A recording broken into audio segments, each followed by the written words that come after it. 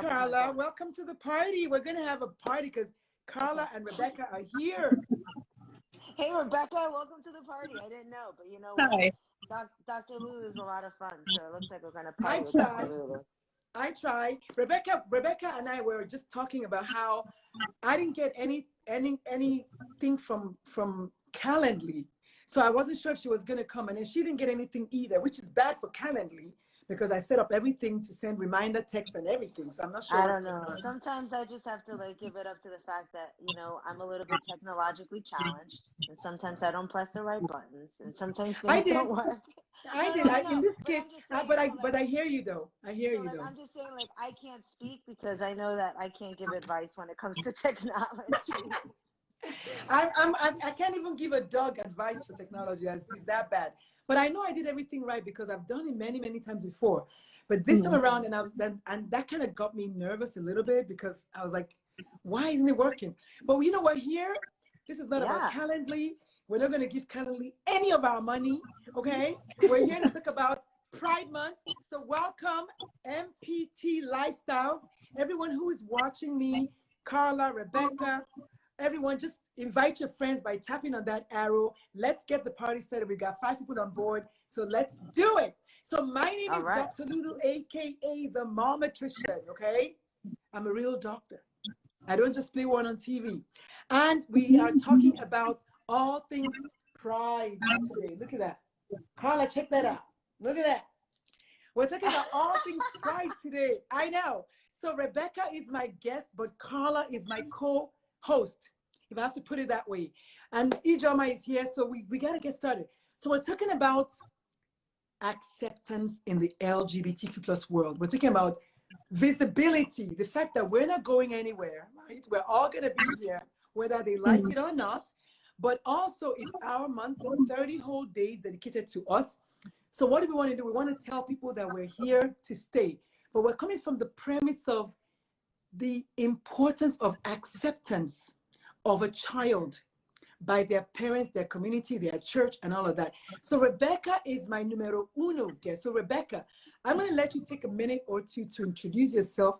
Who are you, and why did you decide to sign up for a show with a random chica you don't even know? Go, Rebecca. I'm Rebecca. I'm from Texas. I decided to sign up, I don't know, just for the hell of it. I love it! I love it! You know what? I like someone who is honest, okay? Just for the heck of it. Why not? Why the heck not? And then what about Carla? Carla, why did you jump in this afternoon? Well, I was trying to schedule a time for June because we had met and you had mentioned this project you had. And then I DM'd you and said, oops, I missed the opportunity to sign up for June. And you're like, hey, why don't you jump on this next interview? So I was like, okay, why not? I'm definitely ready to connect with more of our queer community. So yeah. Yes. Anytime we have a chance to get together, whether it's virtually or in person, it's fireworks. So Rebecca, we're going to start with you. So Rebecca, I want you to tell the audience your coming out story. How about that? Let's come from that angle, because I want to know your coming out story, because really the show is called The Pride Corner, our coming out stories and more. But I really truly have at the back of my mind the effect of acceptance by our parents, our community at large, or the lack thereof, because I want people to hear from the horse's mouth, as it were. So Rebecca, what is your coming out story, if you don't mind sharing? Oh, sure. I came out back in 2013. Apparently, my stepdad and the rest of my family pretty much already knew. They're like, oh, we already knew. But my mom, she was like, oh, yeah, that's fine. And then, like, a couple weeks later, oh, well, that's of the devil. And, you know, I don't know. We'll just say it's okay. And then something happens. And, oh, that was because you're a lesbian. I get that all the time. So like you mean, so like if there's a thunderstorm, it's because you're a lesbian. Yeah, I got my car towed one time. And she's like, oh, that's because you're a lesbian. What does that have to do with my car being towed? Okay, is your mom like really funny? Or is it like she's real religious. She's real strict. Like, I was like 7 and got caught kissing a girl one time, and oh, I got in so much trouble. Well, I'm going to let that sink in. It's important that we tell these stories. It is important because then I'm going to come back to you to tell us the impact of that little piece, that 7-year-old girl that kissed a girl, that piece. Because today in my group, and if you don't know yet, I have a Facebook group called Positively Parenting Your LGBTQ plus children. It's called, that's the name of my Facebook group. And right there today, someone posted something that was so powerful. The person said, loving your LGBTQ plus child is not failure. Disowning is not failure, doesn't mean you're a failed parent or something. Anyway, something in that area, in that arena. Loving or accepting your child who is LGBTQ plus doesn't mean you're a failed parent. Disowning your child who is LGBTQ plus means that you're a failed parent, something like that. I know I'm just paraphrasing, but I thought that was so powerful because, as you know, enough parents think that is something they did wrong and they failed as a parent because their child happens to be queer, right? Meanwhile, it's the other way around. So I thought that was so important. So hold on to that, Rebecca. I really, truly want to come back to that after Carla shares her own story. Hi, Gizmoody. Howdy. So Carla, do you want to take a jab at this? Yesterday we were throwing punches. Sure. I mean, I'm always down for sharing. Carla, you want to come closer? Just because I'm eventually going to download this as a podcast. So. Okay, can you hear me better? Yes, ma'am. Yeah, I didn't prepare for this, so I'm sorry. That's okay. But I love your spirit, though, for jumping in like within 1 minute of me telling you you were on. So that's good. You know, I'm like sometimes opportunities feel like they're happening for a reason. So first of all, Rebecca, thank you for being part of this space. Thank you for sharing your coming out story. I know oftentimes our coming out stories are full of trauma, and you know, I know we like to share them, and I know it's important to share with people, but I think it's also important to recognize that in sharing that there's a lot of vulnerability and a lot of risk that we take. And so specifically for allies, I want to make sure that they know that that's not necessarily something you want to lead with in terms of trying to get to know somebody's story, you know. For the purposes of what we're doing here, I understand the reason, because we want to make sure people can resonate with us, right? And through storytelling, that's one incredible way to be able to really connect. So, okay, to answer your question. So again, thank you.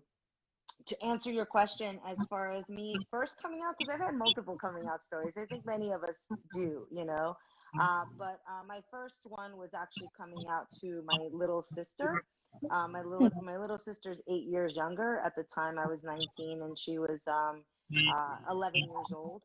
And I basically was leaving home. I realized that I was queer. I was in a relationship, and I was moving away from my family because while they were, you know, not necessarily outwardly bigoted or, you know, hyper religious where they fed that kind of narrative towards me, the immediate circles of friends and family, right? I'm Peruvian. I was born in Peru. Our culture is, you know, Latin American, and so oftentimes, you know, religion does play into it, and just general machismo and everything else made it feel like I couldn't really be my most authentic self. And even though I was in New York, so I was living in New York City, right, like one of the most awesome places to be queer. But you know, that's not everybody's experience, right? At the end of the day, it's about like the experience that we have with our closest circles. And so anyway, I left New York, but my sister was the first person I told. And since that moment, she's always been incredibly like a champion for LGBTQIA plus rights, an incredible advocate. She's actually the reason I'm in the wedding industry, because she on her own went ahead and took the opportunity to become an entrepreneur. And because she noticed that there were more people like me that were missing from this larger cis heteronormative space, she asked me to join. And when I finally did, I found myself in an incredible world that's all about celebration, with all the same problems because it's part of the system that we've created, right? But hopefully, I'm making connections with a lot of like vendors, a lot of people within the community, and also allies who are really interested in not just talking the talk, but really walking the walk in terms of supporting our LGBTQI community. So my coming out story like ranges. Most recently, I started using they, them pronouns because since 2018, I've gone through my own sort of added gender journey, if that makes sense. I became single again. I became, I divorced, I got divorced. And in the dating process, I engaged with a lot more younger people. And that really like sort of opened up my mind in terms of like my own gender journey with, sorry, I don't know if I came in and out, but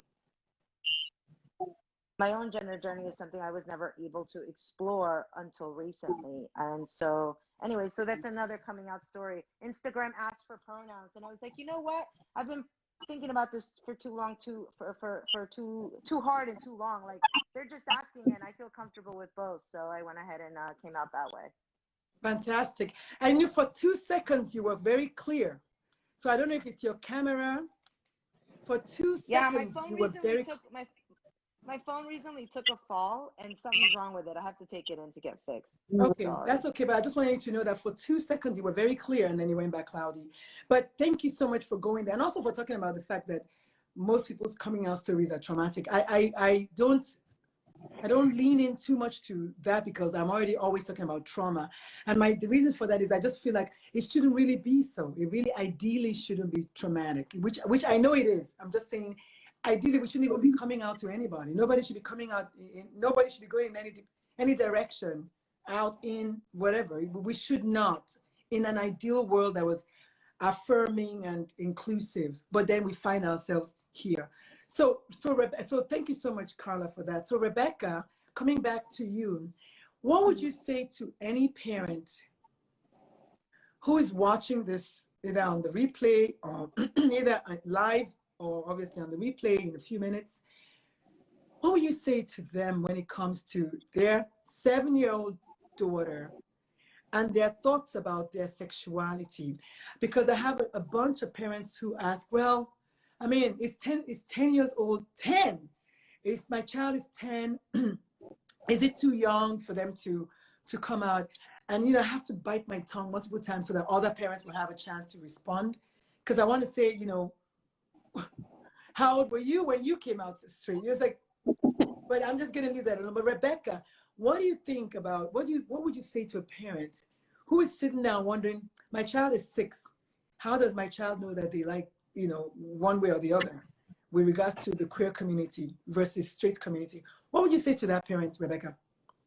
I would say they would need a chance to explore who they are, because if they're put in a box and you have to be this way, how do they know that they don't want to be that way? Because I was always forced to, you have to like guys. Okay, I forced myself, but I didn't never feel a connection. So if they don't get that chance to explore, how are they ever going to know what they really are?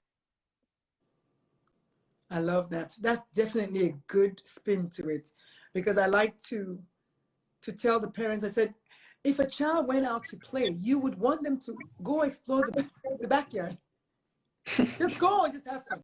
While that is, you know, an easier concept for parents to picture, I also want parents to know that gender identity is fluid. It's important that they know that sexuality also can be fluid. I mean, when I was a teenager, I told my dad I liked girls a lot, still do. And my dad was like, well, I think it's a phase. Well, I was impressionable. I was a child. I believed my dad because kids are very trusting. They're like, you know what? If my dad says it, my dad knows a thing or two. He's grown. He's an adult. He will know. And so I was like, yeah, well, I guess it's a phase. But then I was like, this phase is not going away. I'm 42. The phase is not, you know what I mean? But then I told my dad officially, I said, you know what? I don't think it was a phase. But it's okay that my dad never said, oh my God, you're from the devil. I bind you, I cast you, get out of here. Which could also easily have been. He's Nigerian. He's Catholic. He's a man.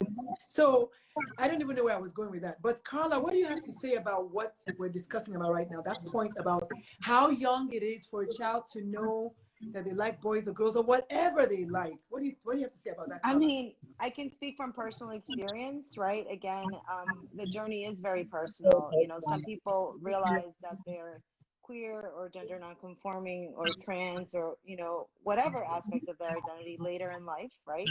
And some people realize it much sooner, right? And I'm not here to claim which way is sort of like the right way or the most common way, although there are studies, right? So if you really need research and backup, I promise you science is there supporting the fact that queer folks, same sex, you know, and all kinds of intersex variations are out there. Gender is a social construct and science backs it up. So, Mm-hmm. but in terms of my own personal experience, I mean, I didn't know that I was gay, that I was queer until until the social development happened, right? Where I started like noticing that my girlfriends, my friends were liking boys, and I was just not liking boys. I was like pretending to, in my head, be like one of my friends' boyfriends. You know what I mean? And so, like, did I want that? No. Like, you know, like I didn't have language for that. I didn't know what was happening. I just knew that I was weird and odd. And it was until I started kind of like picking up on other people's sentiments around like some behaviors that I was noticing that were maybe sort of like mine, right? Like when I saw LGBTQ folks either live and in person or on TV or heard, or there was some suggestion, right? I was tuning in to see what the adults' reactions were. And I Mm-hmm. recognized very quickly that it was not a safe environment for anybody that was not part of whatever was normal, right? And for me, particularly in a like a very macho, you know, sort of culture and community, right? Like, a lot of the sort of outward, you know, hatred was around male homosexuality, right? And so, like, there was like, you know, while maybe the vitriol wasn't necessarily against like lesbians, at the same Yeah. time, I knew that like, hey, we're all queer and we're all part of the same community, and I started being more vocal about it, and I would call out my family and all of that, but without necessarily coming out. It took me deciding that I was going to leave, like New York, to leave my family for me to feel safe enough to say, okay, I'm about to tell my truth. And the first person that I went to, because I never wanted to lose that connection, was my siblings. So siblings are really a huge important part, you know, of our stories, if because they're the ones that are often there for us, right? So, and I'm grateful for that. But parents really, like, I would say, whenever you hear that, whatever your initial reactions are, like, just try to pause. Just pause yourself, right? Don't attempt to respond. You know, if you already know that, like, and I think people do, you know, yeah, some people might have like explosive reactions, but I think people know, have a sense, you know, like, oh, my kid's about to come out to me, or like, or you've noticed, right? Hey, some people come out and like parents are totally surprised, right? Whatever your reaction, like, it's valid, because at the end of the day, you're part of the programming and the system that you were a part of, right? So that's all Mm-hmm. ingrained in your head, and you have to unpack that. You're gonna have to give yourself time. So to like, try to avoid causing the most damage, I would say give yourself time. Pause, right? Pause, because your kid's not saying this to you because they're trying to ruin your life or like cause problems. They're at the point where maybe in their head, and I just, again, I'll speak from my own experience, maybe they're like, I'm at a turning point here, and this is me either coming to be my true self and exploring my fullness, right, and the authentic self, the authentic being that I am, and I need your support. And those initial responses can be really, really damaging, because no matter Yes. what, like, you know, it sticks with you, right? And so you'll not to say that you're like, now you don't have a chance. No, there's always an opportunity to make it better and make amends. We are looking for that oftentimes. I can't speak enough to the opportunity that my parents have both had at different times to say something that helped heal a little part of me of when I was younger, right? I'm Mm. fortunate for that. I know so many people don't have that. The couples Mm. that I marry, the people that I connect with on a regular basis, I know too many stories that are like just basically just wrong, you know, like wrong, because I know that's not who we are. Parents who like discount their children, they're not necessarily, they're just, unfortunately, you know, they're pulled into their ignorance, right, for whatever reason. And I still had love for my parents when, you know, we had moments of separation, and they just had to come around to it. So I just say to parents, give yourself an opportunity to come around so that you can be there for your child, because your child does need you. They need you. Yeah. You know what? I want to just even say that again for the people at the back. the parents need to pause. We talked about that yesterday. You need to practice your own self-compassion based on all of the thoughts that you've had, everything, all your preconceived notions about the LGBTQ plus community. You have to pause. We had a conversation. I was on somebody else's live yesterday. I talked about that, the fact that self-compassion is critical, because here goes some parents that just go off on a tangent. It's something I did wrong. I am guilty. Oh my goodness, shame. All of these things, right? When truly is none of that. And like you said, the child is not saying, let me see, how can I shock my parents? Okay, I'm gay. No, it's like, I'm gay. But I like what both of you are saying together is it's important that the home is safe, but it's also just as important that your heart as a parent is safe. Because if your heart doesn't accept it, I had a client like that, who her job before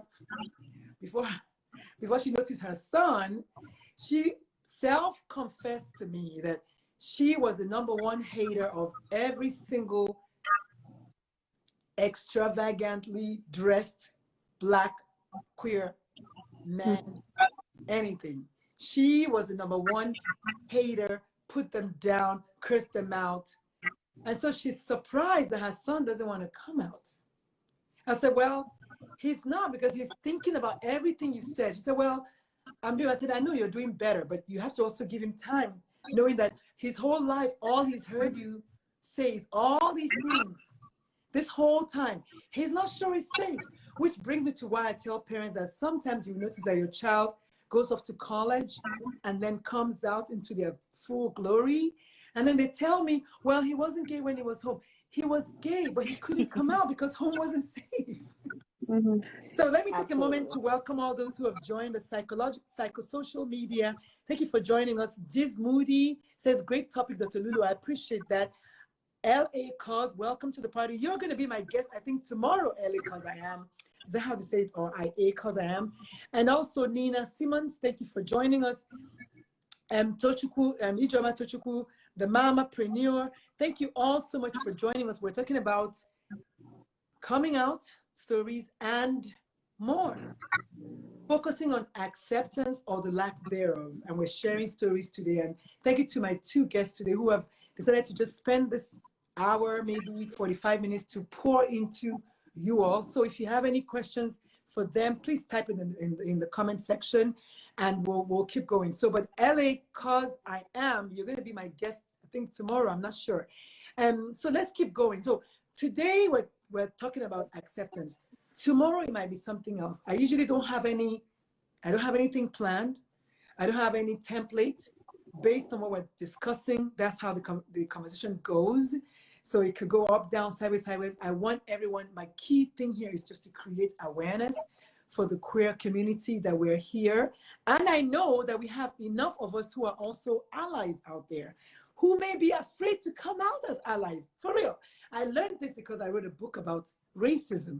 And I learned that some people are actually anti-racist inside, but they're too afraid to come out and be boldly anti-racist. But sadly, if you don't come out and denounce it, like Carla said she did, she challenged her family. And that to me almost is a sign that your family would have said, wait, why is she, why is she defending the damned, why?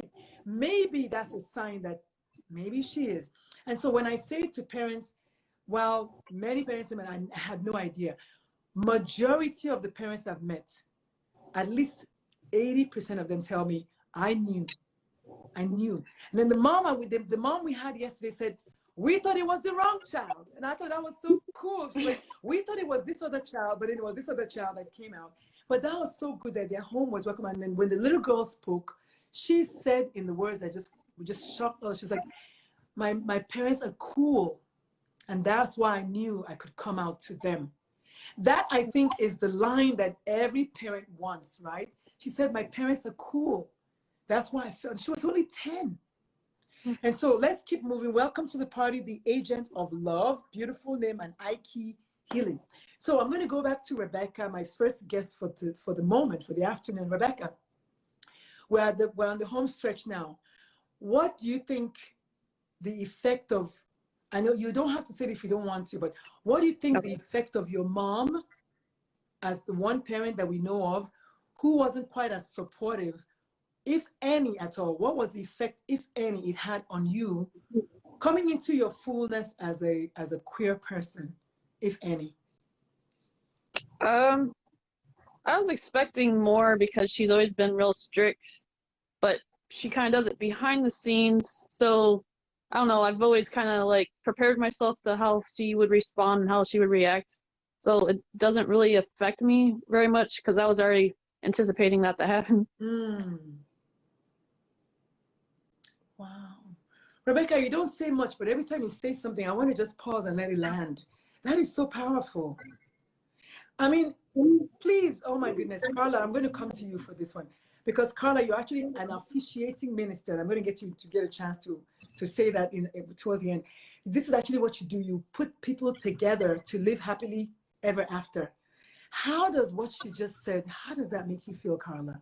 That she was already kind of bracing herself every time her mom was going to say something, like expecting the worst, and then, oh, just that? Okay. Or, you know what I mean? Yeah. Carla, how, if any, does that, just what she said, first of all, how does I that mean, land with you? I mean, it's a mixture of feelings, I think, because on the one hand, there's a huge degree of pride because, like, while I may not know you personally, I do know the experience of having to brace yourself to find out, brace yourself to because you expect a reaction that's going to be unsafe Mhm. or outright harmful, right? And so Mm-hmm. so many of us have learned different ways to cope with the rejection that we experience from our families or our communities. And frankly, it's something that I am looking for different ways to have open and honest conversations because I know that my experience with my parents coming around and really unpacking a lot of their like learned homophobia, right? They were taught to be homophobic and transphobic, right? That Um, part. Wait, Carla. No, no, no, no, no. You're not going to rush through that. okay. It's important that you say that again for those at the back. It is learned. Oh my Mm. goodness. Of course it's learned. Every little child, no little child was born with an ounce of hate in them. None. So please, say that again for those at the back. That Yeah, it is learned homophobia. We're taught. So we have exactly. to unlearn it. Go ahead. Well, just basically, my parents, had to come to the decision themselves, right? That either they were going to be a part of my life and continue to love and support me the way that they have before this news, or they were probably going to not see me again. And that's a really unfortunate like decision that many of us make, right? Because either way, unless you do have that loving, supportive family who allows you to, grow, right, and come and go, like you're now as a person going to have to like unpack a lot of those feelings, from your childhood that might still continue if you still have like a challenging relationship with your parents. And it makes me really sad because I think it's things change as we get older, right? As we get older, our parents need us more, right? And like I see so many disconnected relationships, right? That are unfortunately a result of just again lack of acceptance, ignorance, and buying into what we've been taught, buying into the learned isms and phobias, right? Because that's all that it is. Because and so as a wedding officiant, like what I do, we are storytellers. We are we write and perform ceremonies for folks, and I give all of my couples all the love in my heart and all my energy because I know what it means, like what they're doing and what it means, and the aspect of celebration with community and all of that, and especially during these times, that's been we need that more than ever, right? But when Mm-hmm. it comes to my queer couples, right, like there's an extra level of sort of like uh woo woo like gooey heart stuff going on for me because Yes. like I think about my friends, like I cannot express to you the level of joy, but also like um just a remembrance, right? Because like I had a dear friend of mine who last year was killed tragically. He was killed. He was shot, and he was a queer black gay man, right? From Jamaica. and we were besties in high school. And Carla, do you need a moment? No, I'll be quick. No. There's no rush. I gave a whole hour to this show, but I know there was a moment back there. Do you need a moment to just, because we're all human, and when you went there, I'm okay. okay, because you're getting a lot of love. Thank you. I Getting a appreciate lot that. of love from people. So yes.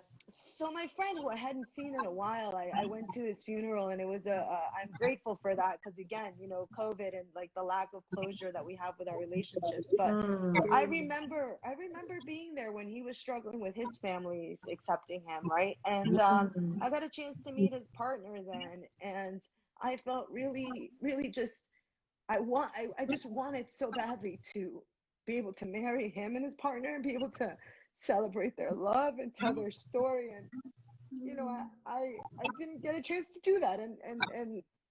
And so I think about when I marry, you know, when I have a couple of queer Black men in particular, and I have, you know, who share similar sort of Caribbean backgrounds, right? Because it's still illegal in many, you know, in many parts of the world, including Nigeria, in our yes. Caribbean countries, right? And so they come to the United States to get married, and it's a beautiful celebration.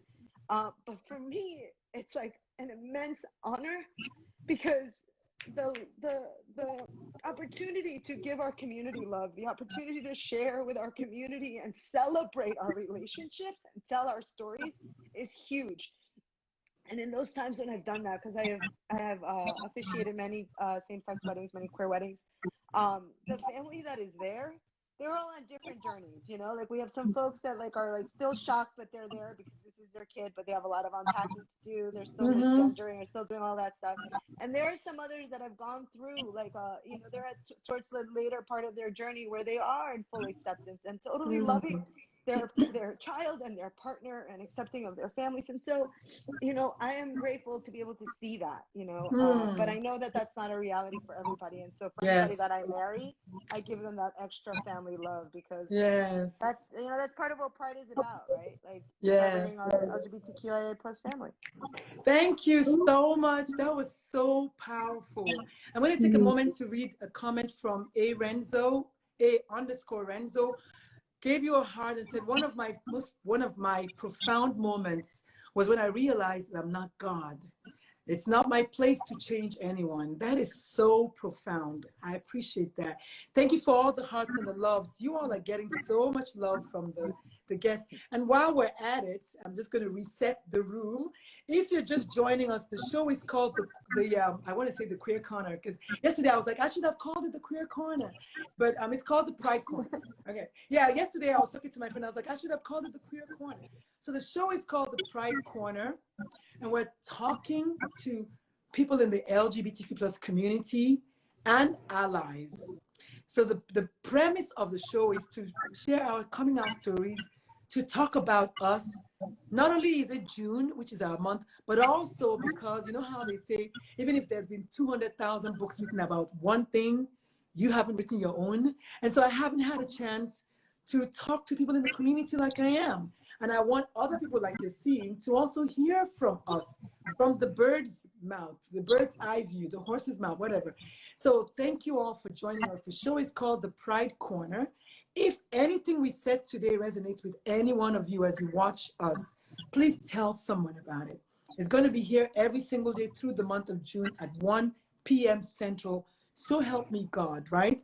And we're going to have guests come back because they have something to say. And so even after the month of June, I'm going to continue throughout as long as I have people that want to come and talk. So the show is called The Pride Corner with Dr. Lulu. We're talking about our coming out stories and more. My primary focus, though, is on acceptance or the lack thereof on the children.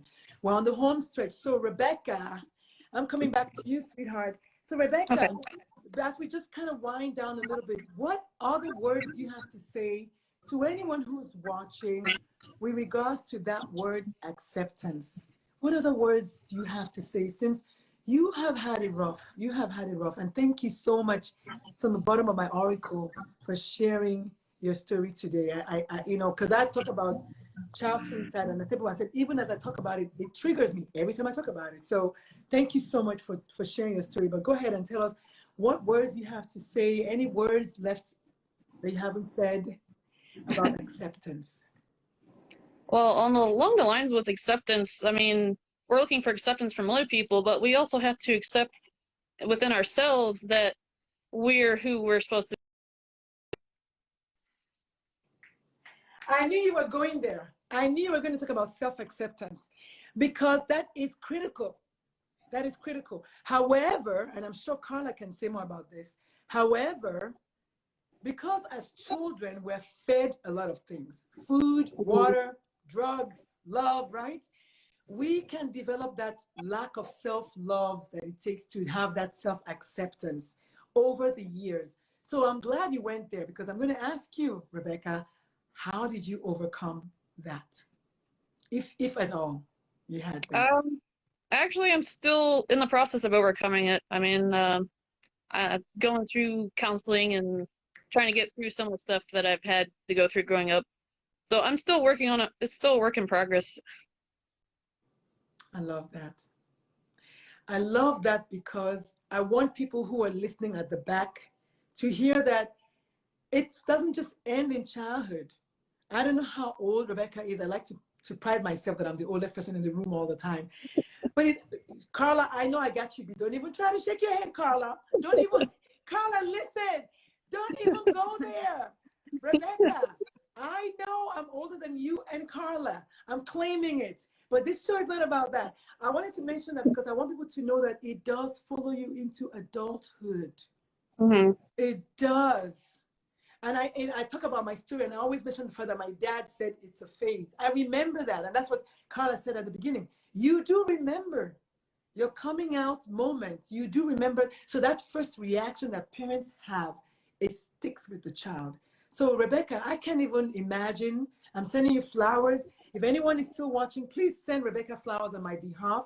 Please find flowers in your little emoji con thing and send Rebecca lots and lots of flowers because I just know, I can only imagine how hard it is. But I want you to know that you have two brand new fans today, Carla and I. I mean, you just got some more hearts. We are loving on you and showing you that indeed, I know you don't get to choose the family you were born into, but you do get to choose us as friends and extended family. So hopefully, you know, when you go to bed tonight, when you're doing your little gratitude, yay, you got flowers. When you do your little gratitude, you will know that, you know, you have friends out here and we all love you. So Carla, what do you have to say about what Rebecca said? I mean, it's right on point. I don't know anybody who's like, I've done healing. I'm totally good, you know. Especially within my circles in the queer community, we're all working on something, right? And we're not alone across the board. Many communities, especially the most vulnerable, right? The ones that are put out to the margins, the ones that are not fully accepted by society, right? Or have some other, you know, challenges like that maybe we don't even recognize because of our own privileges, right? Like we're all struggling, and it's not to take away from anybody else's struggle. It's simply to name and make visible the fact that this is an experience that many people have, right? Our children are continuing to have them, and it maybe looks different, right? Let's create a world, right, that we would have wanted for ourselves, right? One where our parents, our most immediate circles are actually very much embracing who we are, right? And we have a long way to go as a society, right? Within our own communities, we have a long way to go because within our own communities, right, we're straddling different worlds, right? So I'm an immigrant, I'm a Latinx person, right? I'm genderqueer. I was a teacher. I mean, all kinds of things, right? And sometimes, depending on what space you're in, you're not fully embraced. It's a rare experience where your full self is embraced. And oftentimes, our queer part of ourselves, right, that queer identity, the trans part of ourselves, that trans identity, is actively rejected. It's actively, harmed, right? There's a lot of violence directed And I think it's important for us to name that, just like, you know, Black Lives Matter is important, right? Because that's a truth, right? We support that, right? We need to support that at the end of the day. There's also this very targeted hatred towards a group of people that identify as queer or trans. And if we consider ourselves, you know, love warriors and all about, like, you know, living our truest selves from the heart and the spirit, then we need to do something about it in the material world, right? And rather than thinking that you need to go ahead and change the whole world, just work on yourself and work within your spaces and your closest circles. And so I think Rebecca's right on. We all have to do a lot of work, and that's important. That self-healing, that journey to self-love is huge for all of us, but it's particularly important for those of us that, again, have other pieces of our intersectional identity get targeted or don't have the space to be, you know, fully embraced. We need to focus on that even more, our self-healing, right? So that we can feel empowered to go out into our spaces and be the allies for the rest of our community, right? Because at the end of the day, we are all allies to someone, and we all have to step up in some way. So yeah, that's it. Yeah, I love that. I love that piece of, not only am I a member of the community, I'm actually also an ally. I'm an active ally because I'm a mother of a non-binary Black. You see, and if you think it's a joke, try walking in my shoes. Last summer in my neighborhood, this same neighborhood where my sons stood in the school bus and school at the bus stop to take the bus, someone called the popo on them while they were exercising, wearing exercise clothes. They've grown up from when they were little in the same neighborhood in Texas. So just imagine if the police that came that day was in a bad mood or whatever, who knows? Just imagine what could have, would have, should have. And so it's not a joke. So I'm an active ally, and I usually, for the work that I do not talk about the fact that I'm a member of the community because it's irrelevant to me. Because I'm too busy trying to be an ally for my child and children and even parents, so that they know that it's not anything that they did wrong. Welcome to the party, mirror, mirror, mirror. It's not anything that they did wrong, but you can potentially harm. Enough parents tell me, oh, I'm just afraid of I don't want my child to be, I don't want them to go through homophobia and all that, even as they are not accepting their child. So it's like, okay, so I want you to know that your acceptance, honestly, as far as I'm concerned, and your love, that combination is a lethal weapon against anything else that your kids can go through, more so than what's happening on the outside. And that's what we're trying to talk about today. So the show is called The Pride Corner. Thank you all so much for joining. It's been awesome. I hope it was as good for you as it was for me. I had an absolute blast. Rebecca, mwah, Carla, my love. I love it. I love it. Yes, we need to share our stories. We need to talk about these things. And if it's the last thing I do, so help me the universe, I'm going to talk about it. So tomorrow again at 1 p.m. Central, we're going to reconvene.